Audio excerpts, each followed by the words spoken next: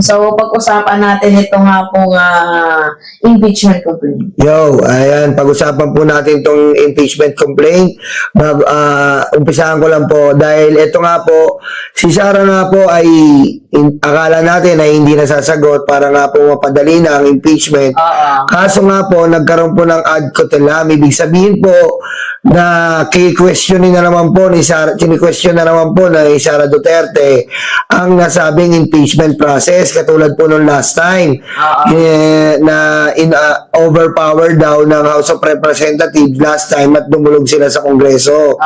Ngayon naman po, ang pagko-question niya ay parang hindi daw po naging patas ang proseso uli, pero hindi daw po katulad ng ginawa sa presidente. Dapat daw ganoon daw yung ginawa sa presidente, samantala yung kay Sara daw ay parang masyado daw pong pinersonal, masyado daw pong inalungkat, at ngayon mukhang nakakaramdam na naman po tayo ng bagong Supreme Court complaint. So, parang ang nangyari kasi, di ba, sumagot sila, Yes. pero humingi sila ng tulong sa Supreme Court. Like, parang, Hindi naman Mima, kumbaga posibilidad na humingi sila ng tulong uli kasi may ad cotellam. Ibig sabihin, hindi sila fully na sumasang-ayon at sumasagot. so may question mark. Yes, kuya, tama, may question mark. Na parang dinidiin nila na tama ba tong ginawa? Tama ba tong pag-file? Yun ba yung mga- Inabuso ang gusto nilang palabasin ngayon. Inaabuso ng Kongreso ang ni Sara Duterte, ang pagpapa-impeach. Abusado na naman daw ang Kongreso. paano magiging abusado yun?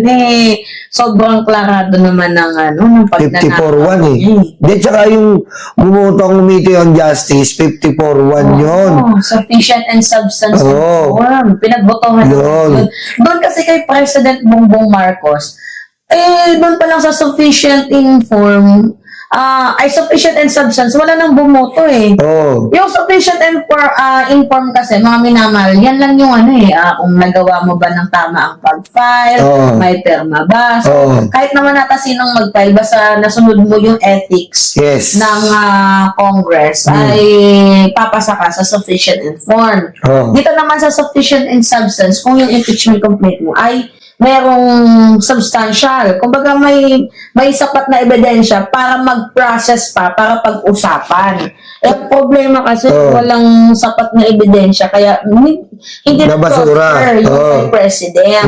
Pero yung kay Kasi yung kay tama si Mima, yung sa presidente po kasi, puro he said, she said lang. Sinabi ganito, pinanong ganito. Wala po konkreto. Yung ipinail ni Attorney De Jesus, yung source nila na nag-addicto sa BBBM, si Amy Marcos.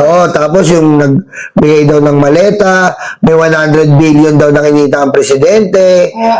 Napakalabo po nun. Hindi po katulad ng kay Sara Duterte to, meron po tayong COA report, di ba? At saka na-hearing yan may good governance hearing.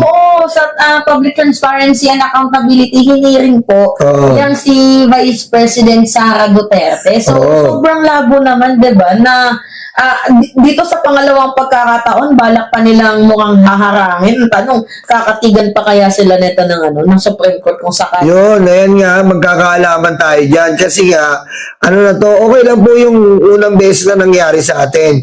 Pero ito pong pangalawang beses, napupunta na naman sila sa Supreme Court, at ang Supreme Court po ay kikater na naman po ito. Wala na pong mangyayari sa ating impeachment process sa Pilipinas. Ay mukhang malabo Nulo kasi diba, dati ganito, ang magpa-file congressman or public person pwede. Yes. Tapos pwede naman yung through endorsement, diba? Ang nangyari kasi noon, may 1/3 vote. So, pag may 1/3 vote, di ba dapat diretso Senado na? Ang problema, medyo hinarang ni Cheese Kung baga ginribol, binasura, pinagpasapasahan, hanggang sa ang kumabi na niyan at the end of the day, yung Supreme Court. Kasi inaantay lang ata nila ang desisyon, kaya delaying tactics yung ginawa ni Cheese. Ngayon, sa panibagong rules, parang nadagdagan na after ng 1/3 vote, kahit mayroong 1/3 vote, itong si Sara Duterte, Babalik. dapat ibabalik pa din yan sa House Justice Committee para pasagutin Yes. itong si Sara. Doon na magkakaroon ng sampina. So, doon pa lang mangyayari na ipapasa sa Senado ang kanyang impeachment once na nakasagot siya. Kasi parang ang nangyari daw, technical nila hindi naman kasi nalinis itong si Sara Duterte sa impeachment. Hindi naman nalinis yung pangalan niya, diba? Ang nangyari sa kanya, tawag dito, idinaan lamang po nila sa technicalities. Paano yan? Kung tatakbo po si Sara sa Supreme Court, number 1, hindi masyado na pong mawawalan po ng power ang impeachment process sa bansa. Kasi po, impeachment po yan Ang impeachment po natin, ang tinatanggal natin ay ang imposible, ang pinakamakapangyarihan na posisyon sa ating bansa. At saka yung Supreme Court, din naman yun Impeachable official. At saka diba nakalagay sa ating konstitusyon na ang may karapatan dyan is yung House of Representatives, yung Congress, yung may power dyan sa impeachment na yan. Kasi impeachable officials nga ang Supreme Court, and I don't really get the point bakit yung Supreme Court nakialam. Tapos at the second moment na mukhang hihingi na naman sila ulit kasi ano masasabi mo dyan? diba? Anong masasabi mo dyan? Makikita mo si Sara pupunta na naman sa Supreme Court. Anong nakikita mo? Anong masasabi mo sa sitwasyon na hihingi na naman siya ng tulong sa Supreme Court? Magre-reklamo na naman sila. Itong week na yan, sigurado.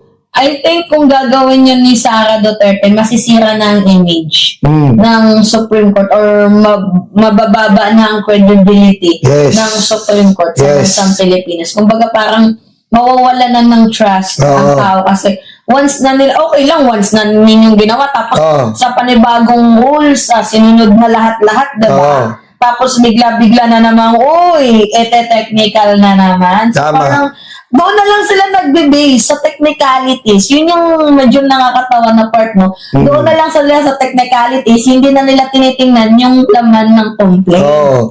At saka, if ever po na lumapit na naman si Sara, mag-iinala na talaga po ang taong bayan. Tandaan po natin, ito po ay impeachment proceeding pa lang.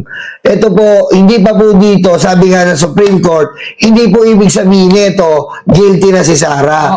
Ang first step po natin ay Congress. Yan po, ang hatol po niyan, ang justisya, ang mga husgado ay ang Senado. Sila po ang mag-aatol niyan. Ano po kinakaba ng isang Sara Duterte dito po sa Kongreso? Na pwede naman po tayong sumagot ng maayos, na pwede naman po tayong magpasa ng dokumento ng maliwanag, na pwede naman po tayong pumunta doon, na sabihin natin kung atin ba yan o hindi. Napaka-basic po ng procedure ng Kongreso. Ginagawang komplikado ni Sara Duterte. Mukhang natatakot ata itong si Sara Duterte na mabulgar. Diba? Kasi lalo pat yung pinag-uusapan dito is yung tungkol sa bank account niya. Diba? Tsaka parang narinig ko yung gusto nila daw na, diba, nag-file ng impeachment complaint, usapan na. Ang gusto mangyari ng grupo is, diba, kung na-question nila na, sapat ba yung ebidensya niyo na si Sara Duterte ay nag-utos nga na patayin si PBBM? Parang ang babaw daw. Ang babaw daw, dahil conditional threat daw. Alam niyo po, ang threat is threat. Saan basahin niyo po sa batas, threat is threat.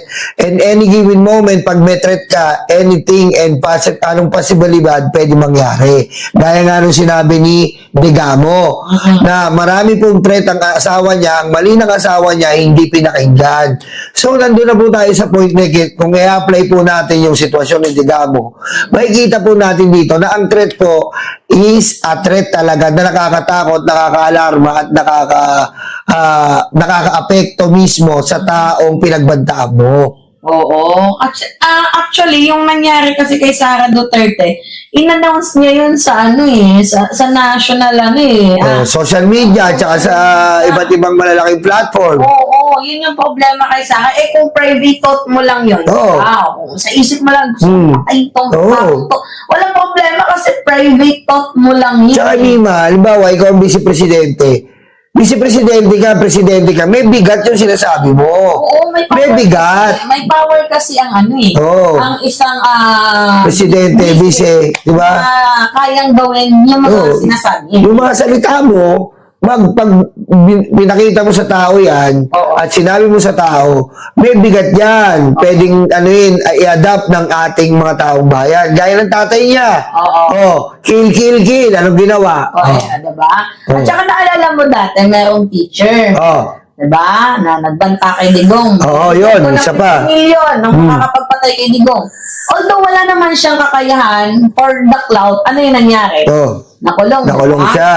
So, kung yung normal nga na tao, nakulong, Oo. yung vice-presidente pa kaya? Oh, kasi alam mo, etong ginagawa ni Sara, alam niya sa sarili niya kasi, natatanga-tanga siya, malakas talaga ang impeachment complaint na So, to. ngayon, dinadaanan naman nila ulit sa Technicalities. So, Oh, which di is ba? kind of weird, no? Ang weird po nito, tama si Mima doon, ang gandang punto doon. Ang impeachment po, ito ay pagsagot sa mga akusasyon. Hindi po to technicality na dadaanin mo sa proseso. Oo. Di ba? Kasi po ang ebidensya dito, hindi naman technicality. Given the fact ito na merong COA disallowance, na merong pong Nutriban na mga napanis, Oo. na merong pong Youth Summit, na merong pong laptop at mga ghost student, etc. Lahat ang dami na. Hindi po technicalities yun po ay legit facts. Oo. Kasi dapat dito, eto kung talagang matapang, itong si Sara Duterte, Oo. nag-hire pa nga yun ng Oo. abogado, napakatindi. Di sa is. 16.